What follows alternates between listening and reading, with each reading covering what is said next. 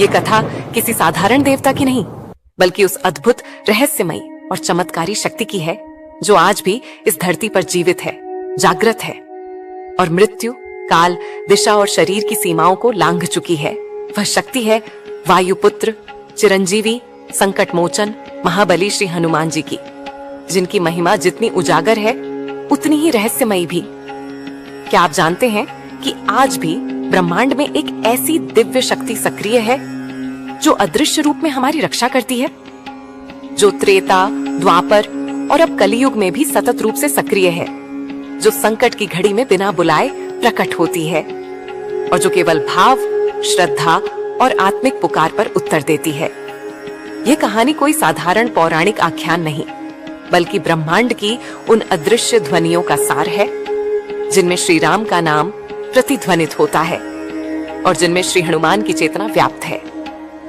पुराणों, ग्रंथों और आख्यानों से परे भारत के जंगलों, गुफाओं, आश्रमों और हिमालय की हिमगर्भित चोटियों में साधकों ने बार बार अनुभव किया है कि जब वे जीवन के अंतिम क्षणों में होते हैं, जब मृत्यु निकट होती है, तब एक दिव्य वानर स्वरूप प्रकट होता है।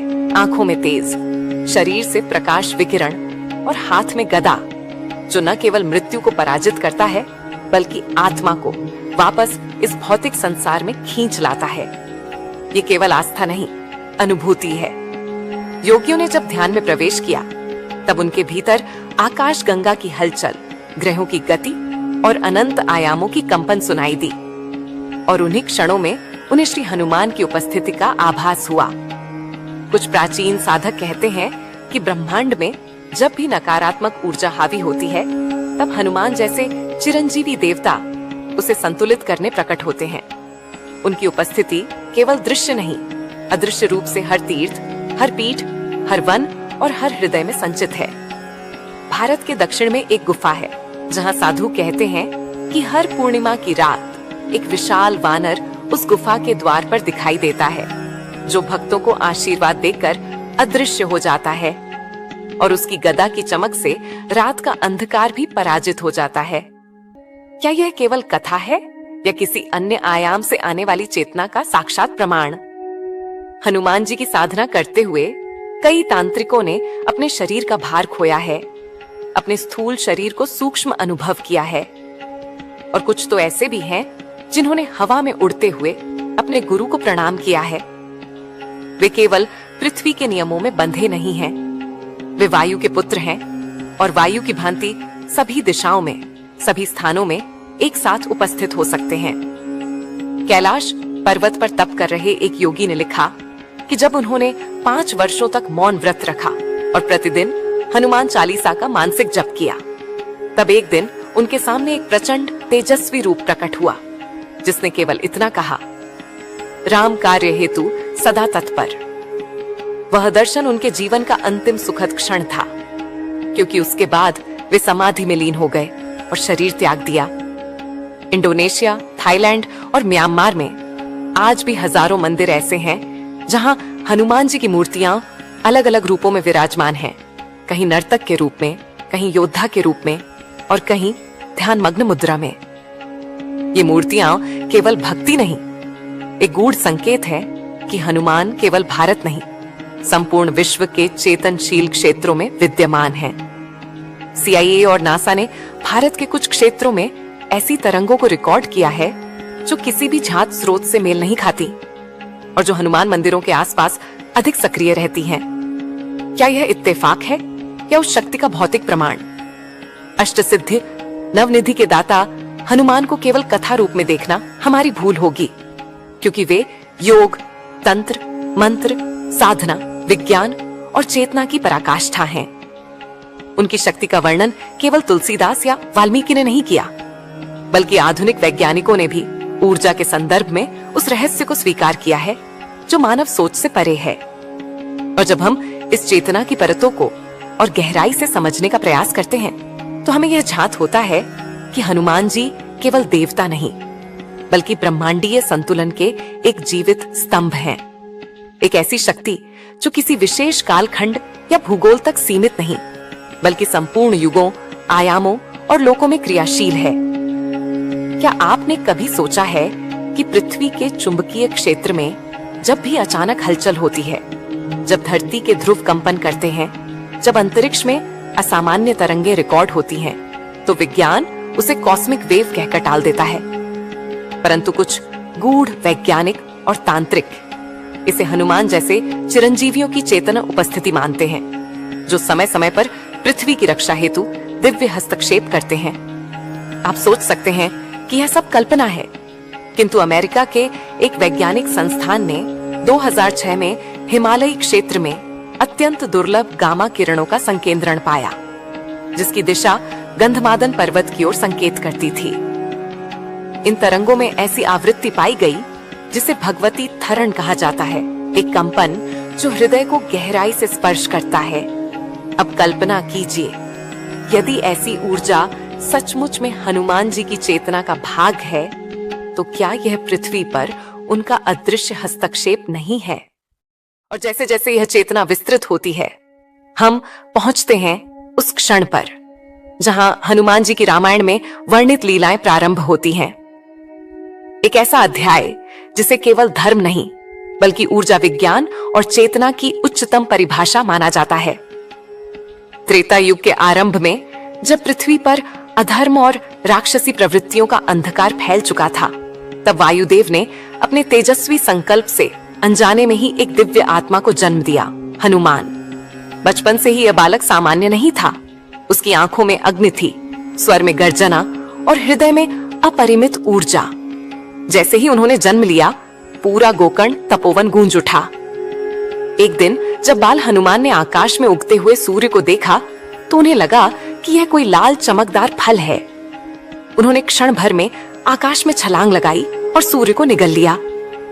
इस एक घटना से संपूर्ण ब्रह्मांड में अंधकार छा गया। यज्ञ रुक गए, आर्षि विचलित हो गए और देवताओं को ब्रह्मा के पास जाकर प्रार्थना करनी पड़ी।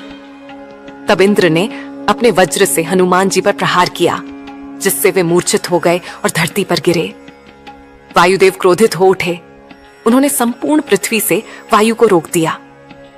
यह संकट इतना बड़ा था कि ब्रह्मा, विष्णु और महादेव स्वयं हनुमान जी के पास आए और उन्हें चेतना दी। इसी क्षण से देवताओं ने उन्हें वरदान देना शुरू किया। ब्रह्मा ने उन्हें अष्ट सिद्धियां और नवनिधियां प्रदान की। शिव ने अपने अंश से उन्हें अमृतत्व दिया। सूर्यदेव ने उन्हें वेद, ज्योतिष और समस्त शास्त्रों का ज्ञान दिया। यमराज ने उन्हें मृत्यु पर विजय दी। वरुण ने उन्हें जल तत्व में गति दी। कुबेर ने उन्हें धन एवं साधन में समृद्ध किया। लेकिन जब उन्होंने बचपन में अपनी शक्तियों का अति प्रयोग करना प्रारंभ किया, तो कई अरसियों ने उन्हें यह शाप दिया कि जब तक कोई उन्हें उनकी शक्तियों की याद नहीं दिलाएगा, वे उन्हें भूल जाएंगे। और यही कारण है कि जब वे सुग्रीव के दरबार में थे, तो वे अपनी शक्ति को पूर्ण रूप से जागृत नहीं कर सके, जब तक कि जामवंत ने उन्हें स्मरण नहीं कराया। हे वानर श्रेष्ठ, क्या तुम वही नहीं जिसने सूर्य को निगला था? उस एक वाक्य ने हनुमान जी को उनकी शक्ति का स्मरण दिलाया और उन्होंने समुद्र को पार करने का संकल्प लिया। समुद्र पार करने से पहले जब वे महेंद्र पर्वत पर खड़े हुए, तो उन्होंने अपने शरीर को इतना विस्तार दिया कि वह पर्वत समान हो गया और समस्त वानर सेना मंत्रमुग्ध हो गई। उन्होंने आकाश में छलांग लगाई। मार्ग में सुरसा ने उन्हें रोकने का प्रयास किया। सुरसा ने कहा, हे वानर, तुम्हें बिना मेरे मुख में प्रवेश किए आगे जाने की अनुमति नहीं। तब हनुमान जी ने अपने शरीर को विशाल किया। सुरसा ने अपने मुख को और बढ़ाया। अंततः हनुमान जी ने सूक्ष्म रूप धारण कर सुरसा के मुख में प्रवेश किया और पुनः बाहर निकल आए। इस प्रकार बुद्धि, बल और रूप तीनों का समन्वय दर्शाया। फिर सिंहिका नामक राक्षसी ने उन्हें रोकने का प्रयास किया, जो उनकी छाया पकड़कर उन्हें नीचे खींचने लगी। लेकिन हनुमान जी ने उसकी छाती फाड़ दी और आगे बढ़े। लंका पहुंचने पर उन्होंने रावण की मायावी लंका को सूक्ष्म रूप में देखकर पार किया। अशोक वाटिका में उन्हें सीता जी मिली। वे राम का स्मरण कर रही थीं और रो रही थीं। हनुमान जी ने उन्हें श्री राम की अंगूठी दी और कहा, मातेश्वरी, श्री राम शीघ्र ही आपको इस पीड़ा से मुक्त करेंगे। यह संवाद इतना भावनात्मक था कि अशोक वाटिका में उपस्थित पुष्प भी झुक गए। परंतु जब रावण को इसकी सूचना मिली तो उसने हनुमान जी को पकड़वाया और उनकी पूंछ में आग लगवाई। परंतु वह भूल गया कि यह आग केवल भौतिक नहीं बल्कि चेतना की चिंगारी को प्रज्वलित कर रही थी। हनुमान जी ने संपूर्ण लंका को अपनी जलती हुई पूंछ से जला डाला। ये कोई बदला नहीं, ये धर्म के लिए एक चेतावनी थी। लंका दहन के बाद वे वापस लौटे और श्री राम को सीता जी का संदेश दिया। फिर जब युद्ध प्रारंभ हुआ तब हनुमान जी ने अपने पराक्रम का ऐसा प्रदर्शन किया कि मेघनाद, अक्षय कुमार, कुंभकर्ण तक उनके सम्मुख टिक न सके। रावण का भाई अहिरावण, जो पाताल का राजा था, वह श्री राम और लक्ष्मण को मूर्छित कर पाताल ले गया। तब हनुमान जी ने पाताल तक जाकर न केवल अहिरावण का वध किया बल्कि स्वयं यमलोक के द्वार तक पहुंचकर काल को चुनौती दी और दोनों भाइयों को मुक्त कराया। और फिर वह अमर कथा आती है संजीवनी की। लक्ष्मण मूर्छित थे, तब हनुमान जी संजीवनी लाने के लिए दौड़े। लेकिन रात्रि के अंधकार में जब उन्हें औषधि पहचान में नहीं आई तब उन्होंने संपूर्ण पर्वत को ही उठा लिया।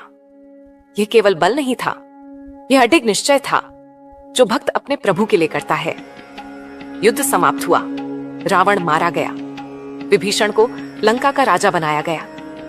परंतु जब श्री राम अयोध्या लौटे तब हनुमान जी ने सिर झुका लिया। उन्होंने न तो सम्मान मांगा न ही पुरस्कार, उन्होंने केवल चरणों की सेवा मांगी।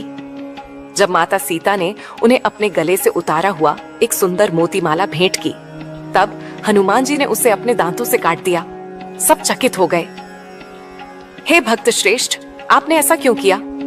तब उन्होंने उत्तर दिया, मैं देख रहा था कि इसमें राम नाम है या नहीं। जिस वस्तु में श्री राम नहीं वह मेरे लिए मूल्यहीन है। यह उत्तर सुनकर सभा स्तब्ध रह गई और प्रभु राम की आंखों से अश्रु झरने लगे। उन्होंने हनुमान जी को हृदय से लगाकर कहा, हे अंजनी पुत्र, तुम्हारी भक्ति को युगों तक कोई नहीं समझ सकेगा। तुम अमर रहो, जब तक यह ब्रह्मांड है तुम भक्तों की रक्षा करते रहो। और वहीं से हनुमान जी चिरंजीवी बने। यह संपूर्ण गाथा केवल कथा नहीं, यह आत्मा को आंदोलित करने वाला संदेश है कि सच्चा भक्त वह होता है जो बिना कुछ मांगे अपने आराध्य में समर्पित होता है। हनुमान जी ने शक्ति को भक्ति में परिवर्तित किया और इसीलिए वे आज भी ब्रह्मांड में गूंजते हैं। अभी भी उत्तर भारत के कुछ तपोभूमियों में साधु कहते हैं कि आधी रात को किसी वानर के कदमों की आहट सुनाई देती है, लेकिन जब वे बाहर आते हैं तो केवल फूलों की सुगंध और वायु विहीन स्पंदन उन्हें घेर लेता है। कई साधक उस छाया के पीछे चलते हुए अपने चैतन्य रूप को अनुभव करते हैं, जैसे वे शरीर से ऊपर उठ चुके हों और उन्हें दिव्य संगीत सुनाई दे रहा हो, राम रामाय नमः। उन क्षणों में वे न तो भूख अनुभव करते हैं न ही प्यास, केवल आनंद और एक ब्रह्मांडीय प्रेम। हनुमान जी की इसी दिव्यता ने उन्हें योगियों का देवता बना दिया है। वे केवल भक्ति नहीं, अद्वैत योग के अंतिम लक्ष्य पर ब्रह्म अनुभव तक ले जाते हैं। जिनके हृदय में श्री राम है वहां हनुमान जी स्वतः विराजते हैं। और इसीलिए यह भी कहा जाता है कि हनुमान जी किसी भी मंदिर में केवल मूर्ति नहीं बल्कि चेतन रूप में उपस्थित होते हैं। कुछ मंदिरों में पुजारी कहते हैं कि हर मंगलवार रात जब सब सो जाते हैं तब गर्भगृह से श्री राम नाम की धीमी प्रतिध्वनि आती है, बिना किसी यंत्र के।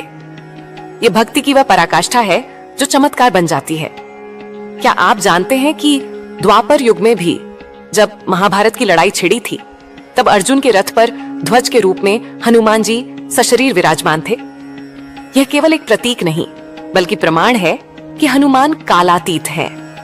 वे समय से परे, युगों से परे और मृत्यु से भी परे हैं। तांत्रिक मानते हैं कि हनुमान जी की शक्ति प्राणवायु में निहित है और जिसने इस वायु को साध लिया उसने स्वयं श्री हनुमान को प्राप्त कर लिया। यही कारण है कि हनुमान साधना में सबसे पहले ब्रह्मचारी व्रत, मौन और वायु नियंत्रण का अभ्यास कराया जाता है, क्योंकि वायु की गति में ही उनकी सत्ता की गति है। आपने सुना होगा, लंका दही दी सुत हनुमाना। वह केवल अग्नि नहीं थी, वह चेतना की वह ज्वाला थी जो अधर्म के विरुद्ध विद्रोह थी। प्राचीन भारत में कुछ ऋषियों का मानना था कि ब्रह्मांडीय संचार तंत्र में 3 शक्तियां प्रमुख हैं, ब्रह्मा की सृष्टि, विष्णु की स्थिरता और शिव की संहारकता। किंतु इन तीनों के मध्य समन्वय की शक्ति एक अदृश्य ऊर्जा थी और वही शक्ति वायुपुत्र हनुमान कहलाते हैं। वे केवल वानर नहीं, वे चेतना के वाहक हैं। आज जब हम विज्ञान और टेक्नोलॉजी की बात करते हैं तो सोचिए, एक ऐसे देवता की जो सेकंड्स में पृथ्वी से सूर्य तक पहुंच जाते हैं, क्या यह महाशक्ति किसी रॉकेट से कम है? एक ऐसे योद्धा की जो अपना आकार बढ़ाकर पर्वत जितना विशाल बन जाए, या एक धूल के कण जितना लघु। ये कोई जादू नहीं, ये त्रिकालज्ञ, त्रिलोकगामी और त्रिदेव स्वरूप शक्ति है। कई विद्वान मानते हैं कि पृथ्वी पर जितने भी चिरंजीवी हैं, उनमें सबसे अधिक सक्रिय और जागृत आत्मा श्री हनुमान जी की है, क्योंकि वे केवल ध्यान में नहीं, क्रियाशील हैं। वे समय समय पर रूप बदलकर मानवता की सेवा में उपस्थित होते हैं। एक साधक ने बताया कि जब वे काशी में गंगा तट पर चालीसा का पाठ कर रहे थे, तब एक वृद्ध वानर उनके समीप बैठ गया और चुपचाप उन्हें निहारता रहा। जब साधक ने ध्यान खोला तो वह वानर अदृश्य हो गया, लेकिन उसके शरीर से गंध, उसके पीछे के चरण चिन्ह और वहां की ऊर्जा ने बता दिया कि वह साधारण जीव नहीं था। हनुमान जी को संजीवनी लाने वाले योद्धा के रूप में तो सभी जानते हैं, किंतु क्या आप जानते हैं कि हनुमान जी स्वयं इतने दिव्य हैं कि जब वे किसी की ओर दृष्टि डालते हैं तो उस व्यक्ति का कर्मचक्र बदल जाता है। उनकी आंखों में केवल करुणा नहीं, वरदान का प्रकाश है। जापान और चीन में मिले कुछ प्राचीन शिलालेखों में वानर योद्धा का उल्लेख है जो बादलों के ऊपर चल सकता था, जिसके पास एक जादुई गदा थी और जो रामू नामक राजा की सेवा में तत्पर था। ये संदर्भ स्पष्ट करते हैं कि हनुमान जी की उपस्थिति केवल भारतीय उपमहाद्वीप तक सीमित नहीं, बल्कि एशिया, ऑस्ट्रेलिया और यहाँ तक कि अफ्रीका की कुछ जनजातियों में भी उनके समान एक दिव्य वानर का उल्लेख मिलता है। तो क्या हनुमान जी केवल भारत के देवता हैं या वे ब्रह्मांड के रक्षक हैं? हजारों वर्षों से जो साधक केवल राम नाम का जप करते रहे हैं, उन्होंने अनुभव किया है कि जब वे थक जाते हैं, टूट जाते हैं, तब एक अदृश्य शक्ति उन्हें सहारा देती है। वह शक्ति हनुमान है और यही कारण है कि हनुमान जी को भूत प्रेत बाधा विनाशक भी कहा गया है, क्योंकि उनकी उपस्थिति में कोई भी नकारात्मक ऊर्जा टिक नहीं सकती। आपने देखा होगा, कई घरों में मंगलवार और शनिवार को हनुमान चालीसा का पाठ अवश्य होता है, क्योंकि वह पाठ केवल शब्द नहीं, मंत्र है, कंपन है, एक दिव्य कवच है जो हर दिशा को शुद्ध करता है। दक्षिण भारत के कुछ मंदिरों में ऐसे पत्थर पाए गए हैं जिनमें कंपन कर देने वाली ऊर्जा है, और ये मंदिर हनुमान जी को समर्पित है। भारत के उत्तर में एक हनुमान साधक का कहना है कि जब वे हर मंगलवार को बिना खाए पिए केवल चालीसा का पाठ करते हैं, तो एक ऐसी दिव्य छाया उनके कमरे में प्रकट होती है जो घंटों वहां रहती है और उसके बाद गायब हो जाती है। उन दिनों उनका शरीर कांपता है, परंतु उनका हृदय आनंद से भर जाता है। ये शक्ति क्या केवल विचारों की उपज हो सकती है, या फिर यह ब्रह्मांड का वह रहस्य है जिसे समझने के लिए विज्ञान को अभी हजारों वर्षों का समय लगेगा? हिमालय की तलहटी में कुछ साधक यह मानते हैं कि हनुमान आज भी गंधमादन पर्वत पर सशरीर निवास करते हैं और कभी कभी योगियों को दर्शन देते हैं। वहां की वायु, वहां की गंध, वहां की चुप्पी, सब कुछ एक अलौकिक ऊर्जा से भरा हुआ है, और कहते हैं कि यदि कोई वहां जाकर चालीसा का पाठ करता है तो उसके शरीर से प्रकाश निकलने लगता है। हनुमान को रामकथा का सूत्रधार कहा जाता है, लेकिन वे केवल कथा नहीं, उस चेतना के वाहक हैं जो संपूर्ण सृष्टि को शक्ति प्रदान करती है। श्री राम स्वयं कहते हैं, मम कार्य निरंतर जो करे, हनुमंत ते दास कहां धरे। अर्थात जो मेरे कार्य को सदा करता है वह दास नहीं, मेरा अंश है। हनुमान जी की भक्ति से बढ़कर कोई साधना नहीं मानी गई है, क्योंकि उनकी भक्ति में भक्ति, सेवा, त्याग, वीरता, योग, मंत्र, तंत्र सब कुछ समाहित है। जब रावण के दरबार में राम का नाम लिया गया, तब जो अकेले समस्त लंका में प्रवेश कर आए, वह कोई साधारण शक्तिमान नहीं हो सकता। वह एक ब्रह्मांडीय योद्धा था। और सोचिए, वह योद्धा आज भी जीवित है, हमारे बीच में है। जब भी आप डरते हैं, जब भी आप टूटते हैं, जब भी आप हिम्मत हारते हैं, वह शक्ति आपके पास खड़ी होती है, अदृश्य परंतु जागृत। श्री राम के नाम के साथ जब आप सच्चे भाव से जय बजरंग बली कहते हैं, तो उस कंपन से ब्रह्मांड में हलचल होती है। और हो सकता है कि उसी क्षण आपके जीवन में कुछ ऐसा घटित हो जाए जो आपकी सोच से परे हो। हनुमान जी के बिना कलयुग की रक्षा नहीं हो सकती, और इसी कारण उन्हें कलयुग के संरक्षक कहा गया है। वे धर्म की वह ज्वाला हैं जो अंधकार के विरुद्ध कभी नहीं बुझती। यदि आपका हृदय भी उस शक्ति को पुकार रहा है, तो उठिए, एक दिया जलाइए, राम नाम लीजिए और एक बार श्रद्धा से कहिए, जय हनुमान ज्ञान गुण सागर। आपके जीवन के सारे भय, कष्ट और संकट उसी क्षण समाप्त हो सकते हैं, क्योंकि आपने उन्हें सच्चे मन से पुकारा है। और यदि आपको इस रहस्यमयी और दिव्य कथा ने छुआ है, तो इसे दूसरों तक पहुंचाइए। इस वीडियो को लाइक कीजिए, कमेंट में जय श्री राम लिखिए और चैनल को सब्सक्राइब कीजिए, ताकि ऐसी ही अद्भुत आध्यात्मिक यात्राएं आप निरंतर अनुभव कर सकें। क्योंकि आपकी एक क्लिक, एक आस्था, एक विश्वास इस चेतना को और भी व्यापक बना सकती है। ओम हनुमते नमः।